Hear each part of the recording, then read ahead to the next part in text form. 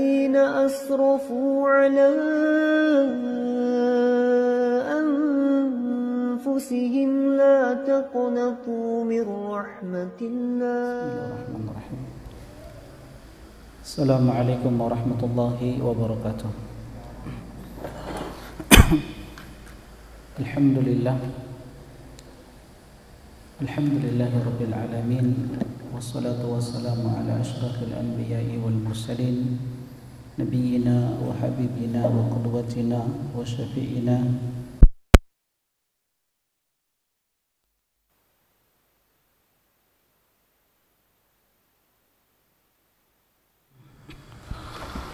jemaah sekalian, ikhwani wa akhwati fillah, hafizani wa hafizakumullah. Insyaallah kita akan melanjutkan ujian kitab kita dari pembahasan kitab Al-Lu'lu' wal Marjan fi mattafaqa alaihi syaikhan. Kitab yang diterjemahkan mutiara hadis-hadis Bukhari dan Muslim karya Syekh Muhammad Fuad Abdul Baqi rahimahullahu taala. Dan insyaallah kita akan melanjutkan hadis yang ke-11, mendakwahkan dua kalimat syahadat dan syariat Islam. Hadis yang ke-11 ini jemaah sekalian, hafizani wa hafizakumullah, hadis yang datang dari sahabat Ibnu Abbas radhiyallahu taala anhuma, di mana beliau menuturkan anna Rasulullah sallallahu alaihi wasallam lamma ba'atha Mu'adhan radhiyallahu ta'ala anhu 'ala al-Yaman qala innaka taqdamu 'ala qaumin ahli kitab falyakun awwala ma tad'uuhum ilayhi ibadatullah fa idza 'arafu Allah fa akhbirhum anna Allah qad farada 'alaihim khamsa salawatin fi yawmihim wa lailatihim فإذا فعلوا فأخبرهم أن الله فرض عليهم زكاة تؤخذ من أموالهم وترد على فقرائهم فإذا أطاعوا بها فخذ منهم وتوق كرائم أموالهم وأموال الناس. Ibnu Abbas radhiyallahu taala anhu menuturkan bahwasanya ketika Rasulullah sallallahu alaihi wasallam mengutus seorang sahabat yang mulia yang bernama Mu'adz bin Jabal Al-Ansari radhiyallahu taala anhu, Abu Abdurrahman, ketika Nabi sallallahu alaihi wasallam mengutus beliau ke Yaman, di mana Nabi sallallahu alaihi wasallam berpesan kepada beliau, innaka taqdamu ala qaumin ahli kitabin, wahai Mu'adz, sesungguhnya engkau akan mendatangi orang-orang ahlu kitab, falyakun awwala ma tad'uuhum ilaihi ibadatullah, oleh karena itu perkara pertama yang harus engkau dakwakan kepada mereka adalah beribadah kepada Allah Subhanahu wa taala, bagaimana mereka memurnikan penyembahan hanya kepada Allah Subhanahu wa taala. Fa idza 'arafullaha, kalau mereka mengenal Allah Jalla wa ala, kalau mereka telah menyembah Allah, telah mentauhidkan Allah Subhanahu wa taala, fa akhbirhum, maka ajarkan kepada mereka, beritahukan kepada mereka, annallaha qad farada 'alaihim khamsa salawatin fi yaumihim wa lailatihim. Ajarkan kepada mereka bahwasanya Allah Subhanahu wa taala telah mewajibkan kepada mereka salat 5 waktu dalam sehari semalam. Fa idza fa'alu fa akhbirhum anna Allah farada 'alaihim zakatan tu'khadhu min amwalihim wa turaddu 'ala fuqaraihim. Kalau mereka melaksanakan perintah salat 5 waktu, maka ajarkan kepada mereka, beritahukan kepada mereka, sungguh Allah Jalla wa'ala telah mewajibkan zakat yang diambil dari harta-harta mereka, yang kemudian harta-harta tersebut diberikan kepada orang-orang fakir di antara mereka. Fa idza ata'u biha fakhudh minhum, kalau mereka taati maka ambillah zakat dari mereka. Wa tawaqqa karaima amwalin nas, tapi wahai Mu'adz, ingatlah, berhati-hatilah terhadap harta orang yang paling mereka sayangi. Teman-teman sekalian, hafizani wa hafizakumullah, hadis yang mulia ini banyak memberikan faedah kepada kita. Hadis yang datang dari Ibnu Abbas, dan sahabat Ibnu Abbas sebagaimana telah berlalu biografi singkat beliau, di mana beliau menuturkan Rasulullah sallallahu alaihi wasallam mengutus seorang sahabat, Mu'adz bin Jabal, ke Yaman untuk berdakwah. Dan Mu'adz bin Jabal radhiyallahu taala anhu adalah sahabat yang sangat berilmu, sahabat yang soleh, dikenal ketakwaannya, seorang pemuda dari kalangan Al-Ansor yang beriman kepada Nabi sallallahu alaihi wasallam. Dan keilmuan beliau ini jelas dikabarkan oleh Nabi sallallahu alaihi wasallam, di mana beliau sallallahu alaihi wasallam bersabda, a'lamu ummati bil halali wal harami Mu'adz bin Jabal. Sahabat yang paling mengetahui perkara halal dan haram dari umatku adalah Mu'adz bin Jabal. Sehingganya faedah yang bisa kita petik dari hadis yang mulia, seorang yang diutus untuk berdakwah itu adalah orang yang berilmu. Lihat Nabi SAW, dari sekian sahabat-sahabat beliau, Mu'adz bin Jabal ini orang yang paling mengetahui perkara yang halal dan perkara yang haram. Maka Nabi SAW mengutus beliau ke Yaman. Dan kita tahu bersama, selain Mu'adz bin Jabal radhiyallahu ta'ala anhu yang diutus ke Yaman untuk berdakwah, ada sahabat yang satunya lagi diutus ke Yaman di tempat yang berbeda. Dia adalah Abu Musa al-Asy'ari radhiyallahu ta'ala anhu. Nah, teman-teman sekalian, hafizani wa hafizakumullah, oleh karena itu seseorang di dalam menyampaikan dakwah yang mulia ini, seseorang di dalam menyampaikan Islam yang mulia ini, maka perlu diketahui dakwah itu disampaikan dengan ilmu. Dan Nabi SAW mengutus Mu'adz bin Jabal, orang yang paling dicintai oleh Nabi SAW. Teman-teman sekalian, hafizani wa hafizakumullah, sedikit tentang Mu'adz bin Jabal ini. Ada beberapa wasiat yang disampaikan oleh Nabi SAW kepada Mu'adz bin Jabal tatkala Mu'adz bin Jabal meminta wasiat dari Nabi SAW.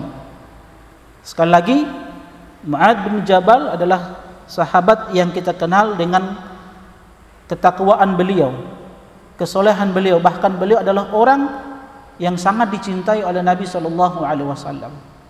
Buktinya, ketika Nabi SAW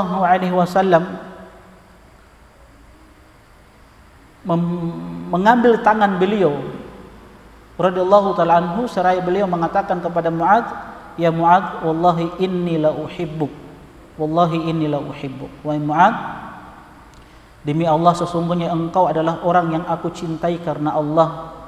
Sesungguhnya engkau adalah orang yang paling aku cintai karena Allah subhanahu wa ta'ala. Dan di kesempatan yang lain, Nabi SAW membonceng Mu'adz bin Jabal. Ini menunjukkan kecintaan Nabi SAW kepada Mu'adz. Dan dari sini juga salah satu sunnah Nabi SAW, hendaklah seorang guru itu menyampaikan cinta dan kasih sayang dia kepada muridnya, sebagaimana yang dilakukan oleh Nabi SAW. Nah, satu hari Mu'adz bin Jabal ketika keluar meninggalkan Madinah, beliau Mu'adz bin Jabal pernah meminta wasiat dari Nabi SAW, di mana Mu'adz bin Jabal mengatakan, ya Nabi Allah, wahai Nabi Allah, ausini, berikanlah wasiat kepadaku. Maka Nabi SAW berpesan kepada Mu'adz bin Jabal, u'budillaha la tusyrik bihi syai'ah, hendaklah engkau beribadah kepada Allah Subhanahu wa ta'ala dan jangan engkau sekutukan Allah dengan sesuatu apapun. Setelah itu Mu'adz bin Jabal kembali berkata kepada Nabi sallallahu alaihi wasallam, "Ya Nabi Allah, zidni, wahai utusan Allah, tambahkan wasiatmu kepadaku." Kemudian kata Nabi sallallahu alaihi wasallam, "Idza asa'ta fa ahsin." Nabi kembali berpesan kepada Mu'adz bin Jabal, apabila engkau melakukan satu kesalahan, apabila engkau jatuh kepada kekeliruan, fa ahsin, maka hendaklah engkau susul keburukan itu dengan kebaikan. Kembali Mu'adz bin Jabal berkata kepada Nabi sallallahu alaihi wasallam, "Ya Rasulullah, zidni, wahai utusan Allah, tambahkan wasiatmu kepadaku." Ini menunjukkan kepada kita teman-teman sekalian, sahabat-sahabat adalah orang-orang yang semangat di dalam meraih surga Allah Subhanahu wa taala. Maka Nabi sallallahu alaihi wasallam berkata kepada Mu'adz bin Jabal, "Istaqim wal yuhsin khuluqak." Hendaklah engkau istiqamah wahai Mu'adz, dan hendaklah engkau perbagus akhlakmu. Nah, teman-teman sekalian, hafizuni wa hafizukumullah, Nabi sallallahu alaihi wasallam berpesan kepada Mu'adz bin Jabal, perkara yang pertama diwasiatkan kepada Mu'adz bin Jabal adalah beribadah kepada Allah Subhanahu wa taala dan tidak menyekutukan Allah dengan sesuatu apapun. Dan inilah pesan beliau sallallahu alaihi wasallam kepada Mu'adz bin Jabal ketika beliau sallallahu alaihi wasallam mengutus Mu'adz bin Jabal ke Yaman ketika itu, "Innaka taqdamu ala qaumin ahli kitabin." Wahai Mu'adz, engkau akan mendatangi satu kaum yang diberikan kitab kepada mereka. Engkau akan mendatangi orang-orang Nasrani dan orang-orang Yahudi yang diberikan pengetahuan kepada mereka. "Falyakun awwala ma tad'uuhum ilaihi ibadatullah." Maka hendaklah perkara yang pertama engkau sampaikan kepada mereka adalah ibadah kepada Allah Subhanahu wa taala. Jadi di dalam hadis yang mulia ini teman-teman sekalian, selain berdakwah itu butuh ilmu, maka dakwah yang pertama yang kita sampaikan, dan ini yang menjadi prioritas di dalam dakwah, adalah menyeru manusia untuk menyembah Allah Subhanahu wa taala. Dan inilah mumayyizat, salah satu kita katakan keistimewaan dakwah salafiyah, di mana dakwah salafiyah ini adalah dakwah yang memprioritaskan tauhid. Kenapa? Karena inilah metode Rasulullah sallallahu alaihi wasallam di dalam berdakwah. "Qul hadhihi sabili ad'u ila Allah ala basiratin ana wa man ittaba'ani." Katakanlah wahai Muhammad sallallahu alaihi wasallam, hadhihi sabili, inilah jalanku, inilah dakwahku, beginilah metode di dalam berdakwah. Ad'u ila Allah ala basiratin ana wa man ittaba'ani, di mana aku mengajak Allah Subhanahu wa taala, di mana aku mengajak manusia untuk beribadah kepada Allah Subhanahu wa taala. Nabi sallallahu alaihi wasallam telah mengajarkan sebaik-baik metode di dalam berdakwah, di mana metode Nabi sallallahu alaihi wasallam adalah mengajak manusia untuk menyembah Allah Subhanahu wa taala.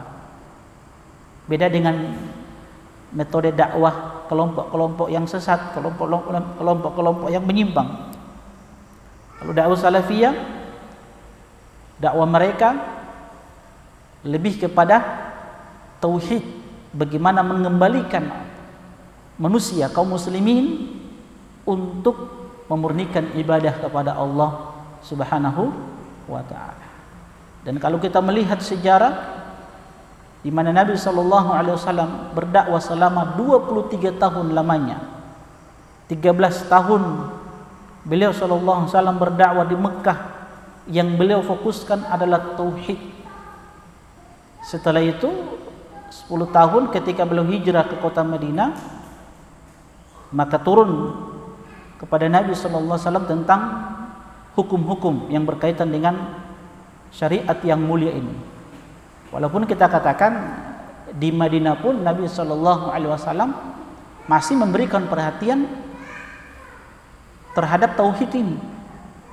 Dan ini terbukti di mana Nabi SAW ketika menghadapi sakratul maut, di mana Nabi SAW merasakan sakit yang begitu kerasnya, luar biasa, yang membawa kepada kematian. Nabi SAW masih mengingatkan tentang tauhid ini. La'anallahu yahuda wan nasara ittakhadhu qubur anbiya'ihim masajid. Di mana Nabi SAW masih berpesan kepada sahabat-sahabat ketika itu untuk berhati-hati dari perbuatan orang-orang Yahudi dan perbuatan orang-orang Nasrani, di mana mereka, kebiasaan mereka menjadikan kuburan nabi-nabi mereka sebagai masjid, sebagai tempat ibadah kepada Allah Subhanahu wa ta'ala. Jadi kurang tepat kalau kita katakan Nabi 13 tahun fokus di Mekah tauhid dan 10 tahun fokus terhadap hukum-hukum syariat. Ini sebenarnya ini kurang tepat lah. Walaupun kita katakan memang di Madinah itu syariat turun kepada Nabi SAW berkaitan dengan jihad dan syariat-syariat yang lainnya. Namun bersamaan dengan itu teman-teman sekalian, kita tekankan bahwa di Madinah pun Nabi SAW masih memberikan perhatian terhadap tauhid. Salah satu buktinya selain tadi yang kita sebutkan, pada perang Badar, perang yang pertama kali di dalam Islam, itu terjadi di mana? Di Madinah setelah hijrahnya Nabi SAW dari Mekah.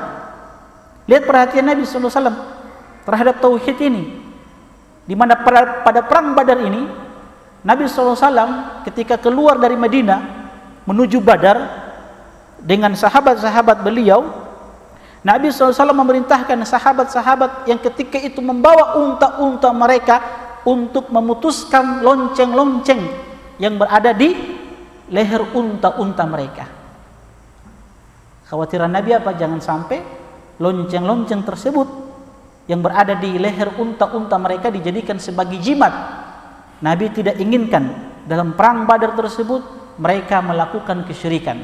Nabi inginkan mereka betul-betul memurnikan ibadah, memohon pertolongan, menggantungkan hati hanya kepada Allah Subhanahu wa ta'ala. Karena memang pertolongan itu datang dari Allah Subhanahu wa ta'ala. Pertolongan itu, kemenangan itu bukan dari hebatnya senjata-senjata mereka. Kemenangan itu bukan datangnya dari jumlah pasukan mereka, tapi kemenangan itu datang dari Allah Subhanahu wa ta'ala. Sehingganya Nabi SAW mewanti-wanti sahabat ketika itu dalam perang Badar untuk memutuskan lonceng-lonceng yang berada di leher unta-unta mereka. Ini menunjukkan teman-teman sekalian, hafizuni wa hafizakumullah, perhatian Nabi SAW terhadap tauhid. Dan inilah yang kita contoh dari Nabi SAW. Kita ini kan mengatakan muttabi'in, orang-orang yang tiba kepada Nabi SAW dalam semua perkara, bukan saja dalam perkara ibadah-ibadah praktis seperti sholat 5 waktu. Nabi katakan sallu kama ra'aitumuni usolli. Dalam perkara ibadah haji, khudhu anni manasikakum. Ya, kalau sholat Nabi katakan sholatlah kalian sebagaimana kalian melihat aku sholat. Haji Nabi katakan khudhu anni manasikakum, ambillah manasik haji kalian dariku, kata Nabi SAW. Maka berdakwah pun kita ambil dari Nabi SAW. Dan ini sekali lagi keistimewaan dakwah salafiyah, di mana mereka memprioritaskan tauhid di dalam dakwah mereka. Ya, kemudian setelah itu perkara-perkara yang lainnya, dari perkara akhlak dan perkara-perkara yang lainnya. Jadi hadis yang mulia ini teman-teman sekalian, hafidhoni wa hafidhukumullah, mengajarkan kepada kita al-bada'atu bil ahami wal aham. Jadi di dalam dakwah itu ada yang kita prioritaskan. Jadi mendahulukan sesuatu yang penting dari sesuatu yang kurang penting. Jadi tauhid ini perkara yang sangat penting. Kenapa tauhid? Karena Tauhid inilah Allah Jalla wa'ala menciptakan hamba-hambanya. Wa ma khalaqtul jinna wal insa illa liya'budun. Tidaklah aku ciptakan jin dan manusia melainkan untuk mentauhidkan Allah Subhanahu wa taala. Ini tujuan Allah Subhanahu wa taala ciptakan hamba-hambanya. Jin dan manusia Allah ciptakan untuk satu tujuan ini. Makanya tauhid ini yang menjadi prioritas kita di dalam dakwah. Kedua, karena dengan tauhid jiwa seorang hamba itu akan kuat. Kalau jiwa seorang hamba itu sudah kuat, maka dengan mudahnya jiwa seorang hamba itu menerima syariat Allah Subhanahu wa taala. Jiwa ini akan mengatakan sami'na wa ta'na ketika dihadapkan dengan hukum-hukum Allah Subhanahu wa taala. Dulu ketika turun syariat hijab, maka sahabiat di masa Nabi SAW ketika turun syariat hijab itu, lihat apa yang mereka lakukan. Segera mereka mengambil selimut-selimut mereka yang kemudian selimut-selimut itu mereka jadikan apa? Kerudung mereka. Kenapa jamaah sekalian? Ketika turun ayat tentang syariat hijab, langsung segera sami'na wa ta'na. Karena satu perkara, karena sudah tertanam tauhid di dalam jiwa-jiwa mereka. Begitu juga ketika Nabi SAW memerintahkan sahabat-sahabat untuk berjihad setelah hijrah Nabi SAW dengan sahabat-sahabat. Waktu di Mekah, pas Mekah kan ketika itu jihad belum disyariatkan. Kenapa? Karena sahabat-sahabat masih lemah iman mereka. Kedua, belum punya kekuatan. Maka ketika Allah Subhanahu wa taala perintahkan sahabat-sahabat untuk hijrah, lihat bagaimana sami'na wa ta'na mereka. Hijrah itu berat. Hijrah itu sangat-sangat berat, teman-teman sekalian. Bayangkan, hijrah meninggalkan tanah air, kampung halaman, tempat kelahiran mereka. Itu berat sekali. Apalagi meninggalkan keluarga, meninggalkan harta-harta mereka, rumah-rumah mereka, berat itu hijrah. Tapi kenapa mudah dilakukan oleh sahabat-sahabat Nabi? Karena jiwa yang telah kuat untuk menerima hukum-hukum Allah Subhanahu wa taala, sami'na wa ta'na. Setelah tiba di Madinah, lihat, kemudian diturunkan apa? Syariat jihad. Ketika diturunkan syariat jihad, Nabi memanggil sahabat-sahabat untuk berjihad. Lihat pada perang Badar itu, sahabat-sahabat begitu semangatnya untuk ikut berperang bersama Nabi sallallahu alaihi wasallam. Bahkan sahabat-sahabat Yunur yang muda-muda itu, ya, semangat mereka untuk ikut bersama Nabi sallallahu alaihi wasallam. Walaupun dalam perang Badar itu Nabi hanya mengajak sahabat-sahabat yang senior, yang dewasa. Nabi tidak mengizinkan sahabat-sahabat yang masih muda. Lihat apa yang dilakukan oleh sahabat-sahabat yang masih muda ketika itu. Sahabat-sahabat yang masih muda siapa? Usama bin Zaid, Zaid bin Sabit. Siapa lagi? Abdullah bin Umar atau Ibn Umar. Siapa lagi? Zaid bin Arqam. Ya. Umair. Nah, Umair ini anaknya Sa'ad bin Abi Waqqas. Karena ada kakaknya Ammar, ada Umair. Nah, Umair ini lihat bagaimana semangatnya. Allahu Akbar. Saking semangatnya, dalam perang Badar itu beliau bersembunyi di belakang pasukan kaum muslimin. Kenapa bersembunyi di belakang pasukan kaum muslimin? Karena takut dilihat oleh Nabi kemudian disuruh pulang oleh Nabi sallallahu alaihi wasallam. Ketika dilihat oleh Nabi, wahai Umar, irji, pulang engkau. Apa yang dilakukan oleh Umar? Bahagia? Senang? Tidak, menangis. Jihad.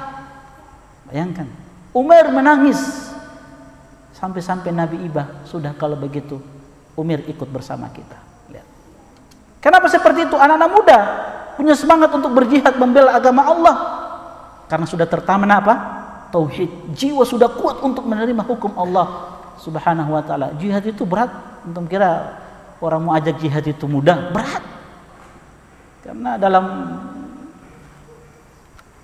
gambaran kita, pandangan kita, jihad itu kalau pulang itu kan, kalau bukan nyawa hilang, ya paling hilang tangan, kaki, telinga, hidung, kan begitu konsekuensi dari jihad itu. Kalau pulang dalam keadaan selamat, ya alhamdulillah. Kan begitu. Berat itu, jihad itu. Berat. Tapi kenapa mudah dilakukan oleh sahabat-sahabat Nabi? Karena satu ini, jiwa yang sudah mantap dengan hukum-hukum Allah karena tauhid. Karena tauhid. Makanya anak-anak muda mereka semangat beragama. Beda dengan anak-anak muda kita sekarang. Dengan anak-anak kita sekarang, ya Allah. Jangankan mau panggil berjihad, mau panggil datang di majelis ilmu saja kadang malas. Beda kan? Kalau anak-anak muda di masa sahabat, Masya Allah semangatnya mereka berjihad, berperang bersama Nabi. Anak-anak kita juga sekarang di zaman ini semangat mereka berperang. Perang online. Hatta DP papa saja, bapaknya saja sudah ikut berperang game online sekarang. Sama dengan anaknya. Nah itulah. Kenapa teman-teman sekalian? Ini karena tauhid. Tauhid yang kurang. Makanya penting sekali tauhid itu teman-teman sekalian. Kalau ini sudah tertanam kuat, akan mudah kita ini beribadah, ikhlas. Kita akan jujur kepada Allah Subhanahu wa taala.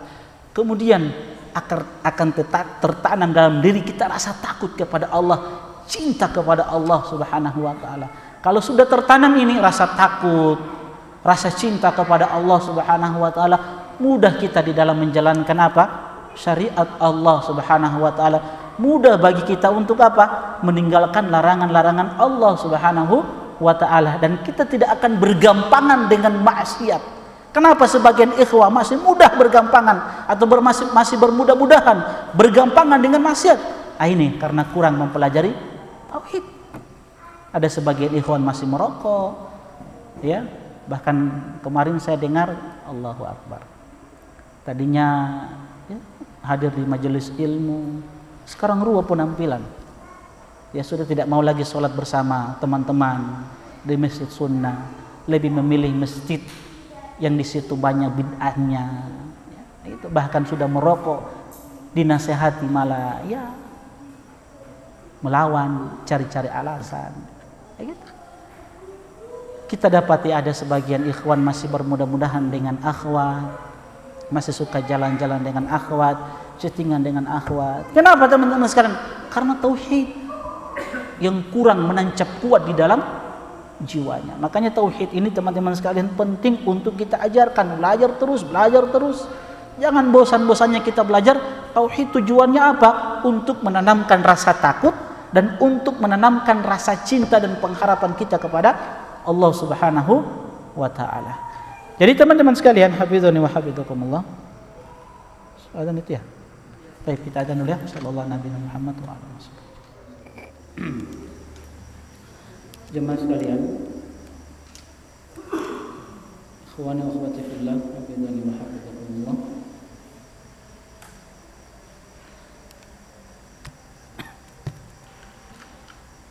Jadi dari hadis yang mulia ini memberikan faedah kepada kita. Perkara yang pertama yang hendaklah kita prioritaskan di dalam dakwah adalah mengajak manusia untuk mentauhidkan Allah Subhanahu wa taala. Karena dengan tauhid inilah seorang hamba akan kuat keimanannya. Dan Allah Jalla wa Ala tidaklah menciptakan hamba-hambanya kecuali dengan tujuan yang mulia ini, di mana mereka memurnikan ibadah hanya kepada Allah Subhanahu wa taala. Kemudian kata Nabi sallallahu alaihi wasallam, "Fa idza 'arafu Allah fa akhbirhum anna Allah qad farada 'alaihim khamsa shalawatin fi yawmihim wa lailatihim." Setelah engkau ajarkan tauhid kepada mereka, wahai Mu'adz, ajarkan satu perkara yang penting di dalam agama kita. Apa itu? Salat 5 waktu. Sehingga dari sini teman-teman sekalian, bahwa salat 5 waktu adalah perkara yang penting di dalam agama kita. Salat 5 waktu setelah tauhid dia merupakan wasiat Nabi Shallallahu Alaihi Wasallam. Dan Ummu Salamah mengatakan, wa kana min akhir wasiyat Rasulullah Shallallahu Alaihi Wasallam as-salat. Ini menunjukkan urgensi sholat 5 waktu, di mana ini merupakan wasiat terakhir Rasulullah Shallallahu Alaihi Wasallam. Jadi pernah diwasiatkan kepada Mu'adz bin Jabal untuk disampaikan kepada mereka orang-orang yang telah memurnikan ibadah kepada Allah, meninggalkan semua bentuk-bentuk kesyirikan. Setelah itu sampaikan kepada mereka satu perkara yang tauhid, salat 5 waktu. Dan ini diingatkan kembali oleh Nabi Shallallahu Alaihi Wasallam di akhir hayat Nabi Shallallahu Alaihi Wasallam, di mana Ummu Salamah mengatakan adalah wasiat terakhir Nabi Shallallahu Alaihi Wasallam sebelum beliau menjemput kematian adalah salat 5 waktu, salat 5 waktu. Teman-teman sekalian, hafizani wa hafizakumullah. Salat 5 waktu selain dia wasiat Nabi Shallallahu Alaihi Wasallam, salat 5 waktu sendiri dia punya keutamaan yang luar biasa. Selain keutamaan-keutamaan yang kita tahu bersama, salat 5 waktu ini dia merupakan pembuktian iman seorang hamba. Jadi salat 5 waktu ini adalah pembuktian iman seorang hamba. Ketika seseorang hamba mengatakan beriman kepada Allah, beriman kepada perkara yang gaib, maka konsekuensi darinya adalah melaksanakan salat 5 waktu. Paham ya? Makanya Nabi SAW mengatakan bainar rajuli wasyirki wal kufri wal iman as-salat. Pembatas antara seseorang dengan kekufuran dan keimanan itu adalah salatnya. Faman tarakaha faqad kafar. Siapa yang meninggalkan salat itu, maka sungguh dia telah kufur kepada Allah Subhanahu wa taala. Sehingga tadi saya katakan apa? Salat itu pembuktian iman seorang hamba. Makanya dalam masalah salat ini Imam Ahmad ini yang paling tegas. Dari 4 mazhab Imam Ahmad yang paling tegas.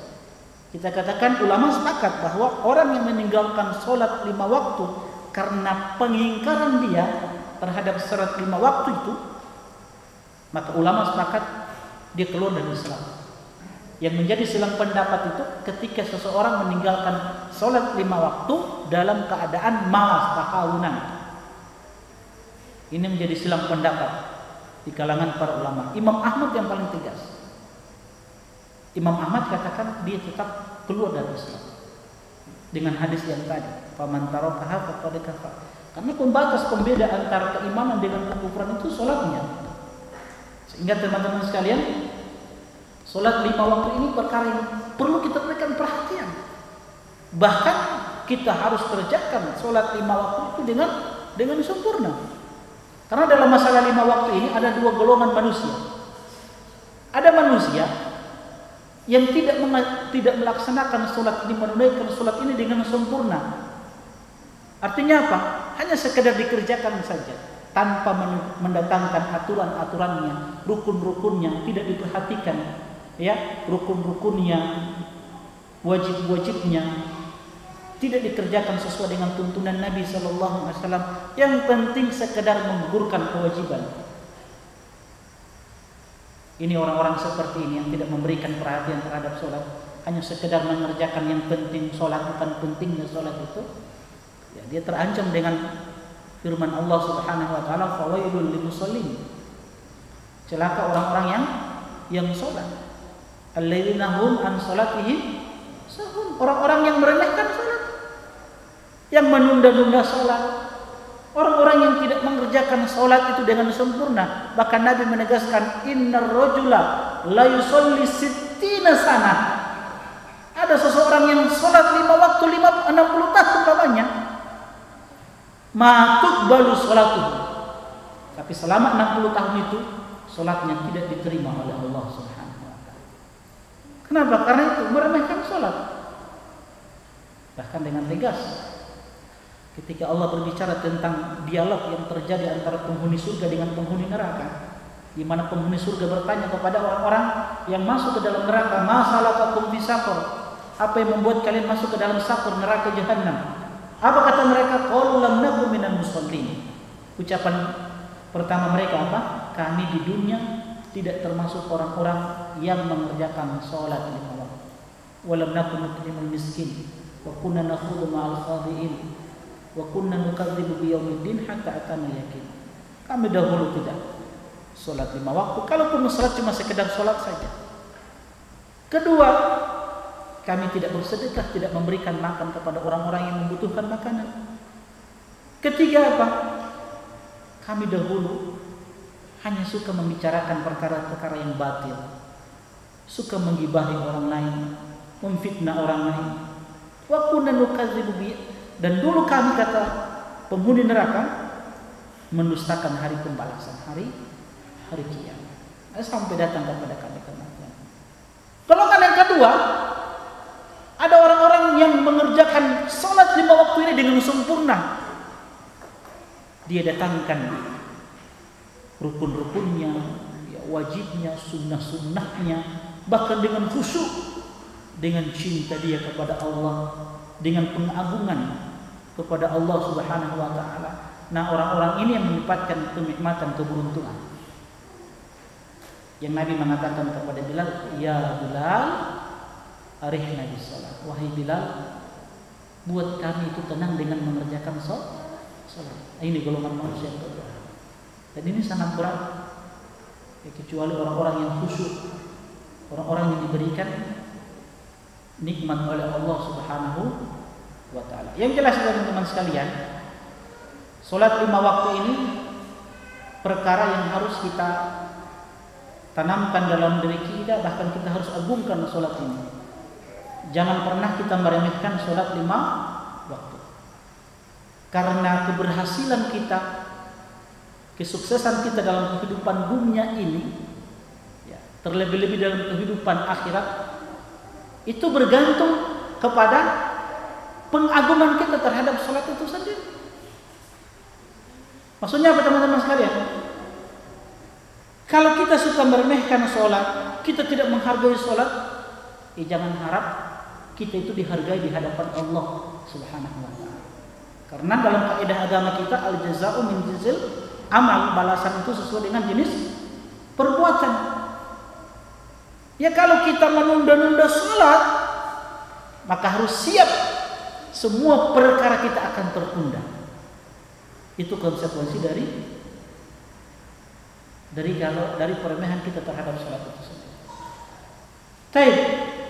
Kemudian teman-teman sekalian, fa idza fa'alu fa akhbirhum anna Allah farada 'alaihim zakatan tu'khadhu min amwalihim wa turaddu 'ala fuqara'ihim. Kalau mereka sudah mengerjakan salat 5 waktu, sekarang kabarkan kepada mereka tentang apa? Syariat zakat. Hendaklah mereka mengeluarkan, ya, harta-harta yang mereka miliki, yang kemudian diberikan kepada orang-orang miskin di antara mereka. Ini menunjukkan kepada kita, teman-teman sekalian, pentingnya kita mengeluarkan sebagian harta yang Allah titipkan kepada kita di jalan Allah Subhanahu wa taala. Karena kalau harta itu tidak dikeluarkan di jalan Allah, tidak dikeluarkan, diberikan kepada orang-orang yang berhak untuk menerimanya, ya, pertama dia akan hilang berkahnya. Kedua, selain hilang keberkahan harta itu, harta ini nanti di hari kiamat akan apa? Dijadikan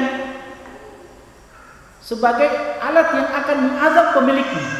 Oleh karena itu teman-teman sekalian, hafizahumullah, kalau kita melihat keadaan sahabat-sahabat Nabi dulu, mereka ketika mendapatkan harta itu tidak lama di tangan-tangan mereka. Langsung segera mereka keluarkan harta itu untuk Allah, untuk Rasulnya sallallahu alaihi wasallam. Kita tahu bersama, ada seorang sahabat yang bernama Abu Talha. Ketika turun ayat lan tanalul birra hatta tunfiqu mimma tuhibbun, karena mereka tahu kita ini tidak akan memperoleh pahala yang sempurna sampai kita keluarkan harta yang kita cintai. Abu Talha itu mengatakan kepada Nabi, "Ya Rasulullah, sungguh telah turun ayat kepada kami. Lan tanalul birra hatta tunfiqu mimma tuhibbun."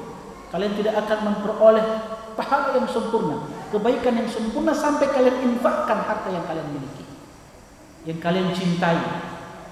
Maka kata Abu Talha kepada Nabi sallallahu alaihi wasallam, "Inna ahabbal amwal ilayya Buraiha." Sesungguhnya harta yang paling aku cintai itu Buraiha, kebun yang berada di depan Masjid Nabawi.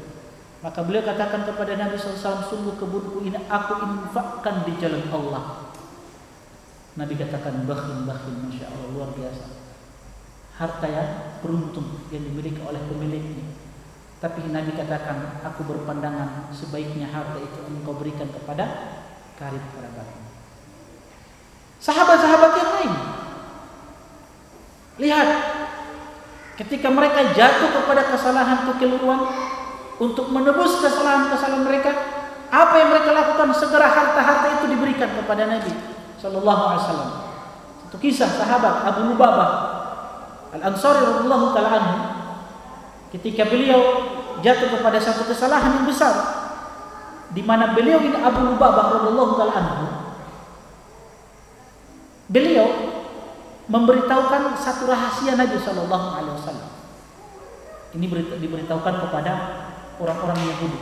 Tapi singkat cerita, beliau menyesal. Beliau sangat-sangat menyesal terhadap perbuatan tersebut. Akhirnya apa yang dilakukan?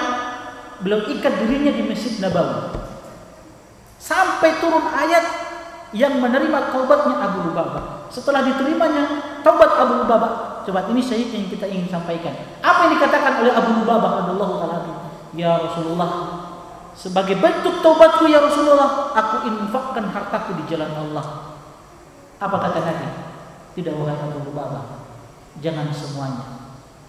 Kata Nabi, "Sepertiga saja." Lihat, semua diinfakkan di jalan Allah. Begitulah keadaan sahabat. Tapi bukan berarti teman-teman sekalian haramnya menabung.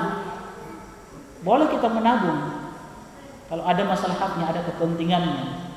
Ya. Kalau ada sesuatu yang kita rencanakan, apalagi untuk misalkan pendidikan anak-anak kita, tidak mengapa kita menabung. Yang masalahnya itu kalau kita menabung hanya sekedar untuk menambah harta saja, yang dengan itu kita bangga dengan harta yang banyak. Ya. Nah sebagian kita itu, masya Allah ya, yang punya rekening sedikit-sedikit dia buka lagi rekeningnya, sedikit-sedikit. Apalagi sekarang ya kecanggihan, bisa tahu masalah sudah masuk ke rekening ini sekian juta. Tapi intinya teman-teman sekalian, harta itu bisa menjadi nikmat yang membawa kita kepada surga Allah, dan harta itu bisa menjadi apa? Malapetaka yang membawa kita kepada neraka Allah Subhanahu wa taala. Tergantung kita. Baik, teman-teman sekalian. Kemudian kata Nabi sallallahu alaihi wasallam, ya, kalau faida atau biha fakhudh minhum. Kalau mereka taati, maka ambil sebagian harta itu dan diberikan kepada orang-orang miskin di antara mereka. Wa tawaqqa karaima amwalin nas. Tapi hati-hati dari harta yang paling mereka cintai. Jadi kalau mau ambil zakat itu jangan dari harta yang sangat-sangat dicintai oleh pemiliknya. Jadi pertengahan. Jangan terlalu mengambil jangan mengambil yang paling dicintai oleh mereka, ya. Kemudian teman-teman sekalian, hadis yang terakhir, hadis yang ke-12, ini masih lanjutan dari hadis yang ke-11. Dari hadis yang datang dari Ibnu Abbas radhiyallahu taala anhu, anna Nabi sallallahu alaihi wasallam ba'atha Mu'adzan ila Yaman. Masih lanjutan dari hadis yang ke-11 tadi. Ketika Nabi mengutus Mu'adz bin Jabal ke Yaman, ada satu pesan Nabi kepada Mu'adz, apa itu? Ittaqi da'watal mazlum fa innaha laisa bainaha wa bainallahi hijab. Hati-hati engkau wahai Mu'adz dari doanya orang-orang yang terzalimi, karena antara doanya dan Allah itu tidak ada hijab, tidak ada penghalang. Oleh karena itu Teman-teman sekalian, hafizani wa hafizakumullah, berhati-hatilah dari perbuatan zalim kepada orang lain, siapapun dia, bahkan kepada orang kafir sekalipun. Kalau kita menzaliminya dan dia mengangkat kedua tangannya berdoa kepada Allah Subhanahu wa taala, ingat kata Nabi, ittaqi da'watal mazlum. Hati-hati kalian dari doanya orang-orang yang terzalimi. Tidak ada pembatas penghalang antara doa dia dengan Allah Subhanahu wa taala. Oleh karena itu, saya ingin mengingatkan kepada diri anak pribadi dan kepada teman-teman sekalian, jangan bergampangan, bermudah-mudahan untuk berniat jahat kepada orang lain. Apalagi menzalimi orang lain. Hati-hati. Kalau dia berdoa, doanya itu mustajab. Bahkan Nabi SAW menyebutkan doanya orang-orang yang terzalimi itu di bawah oleh awan. Kemudian Allah berfirman, wa izzati wa jalali, demi keperkasaanku, kemuliaanku, keagunganku, la ansurannaki walau ba'dahin. Kata Allah, betul-betul aku akan menolong engkau wahai orang-orang yang terzalimi walau ba'dahin, walaupun dalam waktu yang lama. Ya, kita mungkin lihat ada orang yang dizalimi, Ustaz, dia langsung berdoa tapi doanya belum dikabulkan. Ingat kata Allah, Allah pasti akan menolongnya walaupun waktu yang lama. Bisa jadi 1 tahun, 2 tahun, dan itu terbukti. Sejarah telah membuktikan di mana ada orang-orang yang terzalimi, ada orang-orang yang disakiti, yang ketika mereka berdoa, bersabar terhadap perbuatan mereka, lihat Allah balas perbuatan mereka. Kisah Nabi Yusuf alaihissalam. Bagaimana Nabi Yusuf alaihissalam, ada orang-orang yang ingin berbuat jahat kepadanya.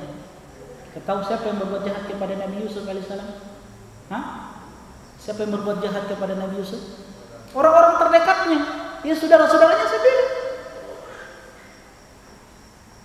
Lihat, apakah pembalasan itu langsung dijawab oleh Allah, dikabulkan? Tidak, puluhan tahun dulu. Ya, adik-adiknya, lihat bagaimana mereka hidup di dalam kesusahan sampai mereka datang kepada Nabi Yusuf alaihissalam, yang endingnya, cerita akhirnya, Nabi Yusuf diberikan kemuliaan oleh Allah, saudara-saudaranya hidup dalam kesusahan. Mereka pun datang kepada Nabi Yusuf ke Mesir, meminta bantuan kepada Nabi Yusuf alaihissalam.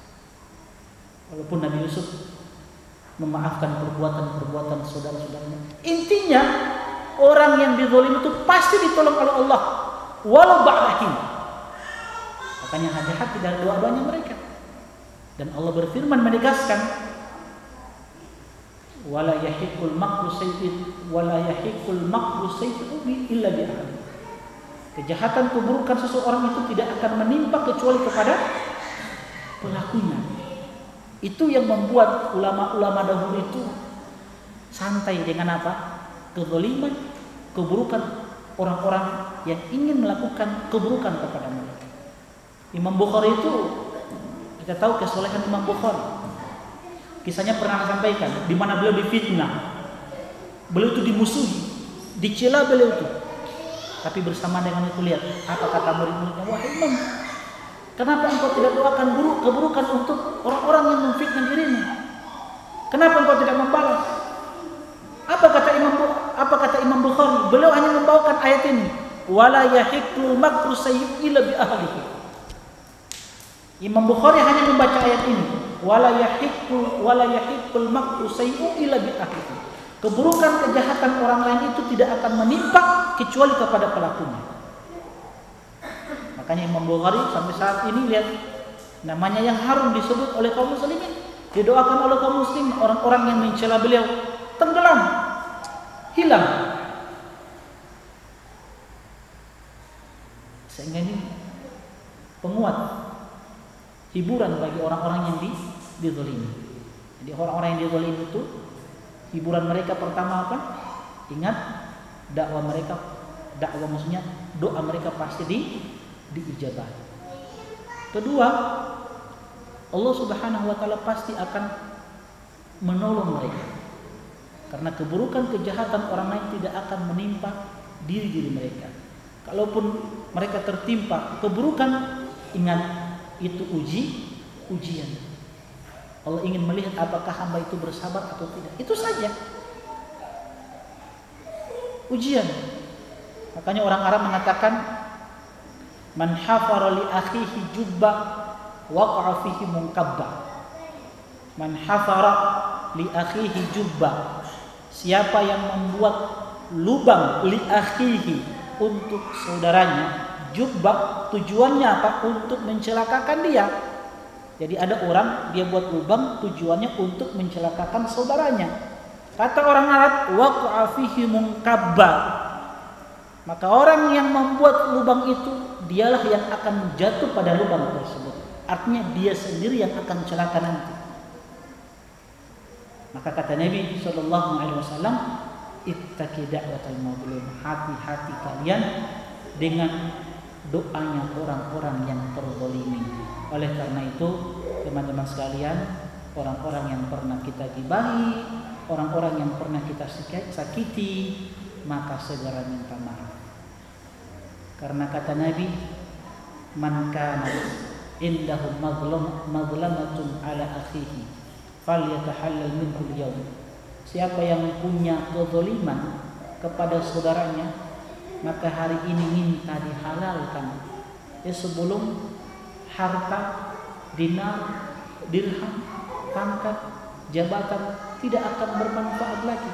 Semua ini tidak akan bisa membayar dosa-dosa kezaliman yang kita pernah lakukan kepada saudara kita. Mungkin dulu kita pernah kuliah. Di kuliah itu kan, di kampus itu kalau masih saudara ada ospek. Nah, antum yang jadi ketuanya, antum yang jadi panitianya, antum pernah zolimi adik-adik kelas antum, mungkin antum pernah pukuli dia. Nah, cari orang itu minta maaf. Hati-hati, karena harta tidak bisa lagi membayar kezaliman itu. Kezaliman itu dibayar dengan apa nanti di hari kiamat? Dengan apa? Dengan kebaikan-kebaikan. Kita mungkin pernah menjadi pimpinan, pernah menjadi kepala sekolah, atau pernah menjadi guru, atau kita pernah menjadi seorang murid, seorang siswa. Mungkin ada guru yang pernah kita sakiti, ada guru yang pernah kita caci maki. Nah, sekarang minta maaf. Apalagi masa-masa SMA ya, masa-masa yang remaja kita mungkin nakal saat itu ya. Apalagi biasanya di kantin-kantin, pokoknya makan langsung pulang lari. Hati-hati, minta maaf juga ya. Minta maaf. Kalau masih hidup minta maaf, bayar saja itu mungkin kali juga 3 tahun. Ya biasa begitu kan, di sekolah-sekolah kan ada kantin-kantin. Apalagi banyak yang makan, pokoknya main pesan baru lari pulang dia nih. Kezaliman itu, hati-hati, minta maaf. Atau ada pemimpin-pemimpin yang antum pernah celah, minta maaf. Sebab itu kezaliman yang akan nanti dimintakan pertanggungjawaban di hari kiamat. Yang jelas teman-teman sekalian, hafizani wa hafizakumullah, dalam kehidupan ini kita berusaha untuk selalu mentauhidkan Allah Subhanahu wa taala. Jangan pernah merasa kita ini sudah bertauhid. Ingat, Nabi berpesan kepada Mu'adz, tanamkan tauhid. Ini pesan pertama, tauhid. Menunjukkan kepada kita tauhid itu perkara yang agung, terus dipelajari, terus dipelajari. Makanya dalam kitab tauhid itu, penulis kitab tauhid Syekhul Islam Muhammad bin Abdul Wahab, setelah beliau menjelaskan tentang kewajiban tauhid, apa yang diajarkan oleh beliau, apa yang dijelaskan oleh beliau setelah kewajiban bertauhid. Setelah itu apa? Dalam kitab tauhid, setelah kewajiban apa yang beliau jelaskan? Hah? Apa? Di kitab Tauhid setelah kewajiban apa yang dijelaskan oleh Syekh Muhammad bin Abdul Wahab? Hah? Keutamaan tauhid. Setelah keutamaan tauhid apa yang dibahas oleh dia? Apa? Agar kita apa? Tidak merasa aman dari kesyirikan. Untuk takut kepada kesyirikan. Setelah itu apa? Setelah beliau menjelaskan seorang hamba itu harus berhati-hati, harus takut dari yang namanya kesyirikan. Kenapa? Karena kata Allah, "Innallaha la yaghfiru an yushraka bihi wa yaghfiru ma duna dzalika liman yasha." Setelah itu apa kata Muhammad bin Abdul Wahab dalam kitab Tauhidnya? Setelah itu yang keberapa? Keempat. Jadi setelah kewajiban, keutamaan, kemudian beliau menjelaskan tentang bahayanya kesyirikan. Seorang yang beriman itu harus takut dari kesyirikan, besar dan kecilnya. Jadi jangan remehkan yang namanya kesyirikan itu. Setelah itu yang keempat apa? Antum yang sudah belajar kitab tauhid. Setelah itu apa? Apa yang beliau jelaskan? Dakwah kepada tauhid. Hadis ini yang dibawakan Mu'adz bin Jabal ini, di mana Nabi mengutus Mu'adz bin Jabal. Oleh karena itu sekali lagi teman-teman sekalian, dalam hidup ini sebagai penutup saja, jaga tauhid, belajar tauhid, jangan bosan-bosannya belajar tauhid, jangan remehkan tauhid. Kedua, setelah tauhid mantap, beramal, jaga sholat 5 waktu. Kalau kita diberikan kelebihan harta, keluarkan harta itu, berikan kepada orang-orang yang berhak untuk menerimanya. Karena seperti itu. Setelah itu apa? Jaga lisan.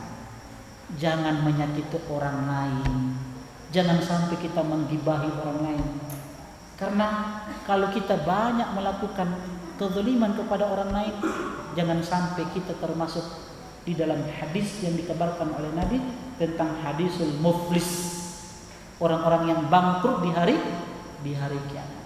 Nah, oleh karena itu sekali lagi dalam kehidupan dunia ini pokoknya belajar saja, belajar tauhid, amalkan perintah-perintah Allah, tinggalkan larangan-larangan Allah.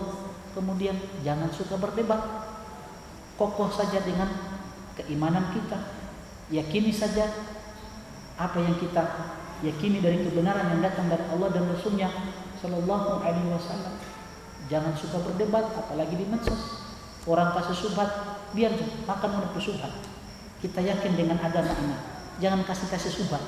Tenang kita, mati insya Allah masuk surga. Selesai. Kalau bisa berdakwah, sampaikan dakwah ini, kebaikan ini kepada orang-orang yang terdekat. Kan dakwah ini kan tidak harus apa? Kita duduk seperti ini. Kita sampaikan kepada kerabat kita, orang-orang yang terdekat, sahabat kita. Kita sebagai dosen di kampus, sampaikan kepada anak-anak mahasiswa kita. Kita sebagai seorang dokter di rumah sakit, kesempatan berdakwah, sampaikan kepada pasien. Ya, ini tauhid. Sebisa mungkin berdakwah, sampaikan kebaikan. Itu saja. Mati insya Allah masuk surga. Wallahu ta'ala alam. Mudah-mudahan bermanfaat. Kita tutup dengan doa kafaratul majelis. Subhanallahumma bihamdik, asyhadu an la ilaha illa anta, astaghfiruka wa atubu ilaik. Assalamualaikum warahmatullahi wabarakatuh. يا عبادي الذين أسرفوا على أنفسهم لا تقنطوا من رحمة الله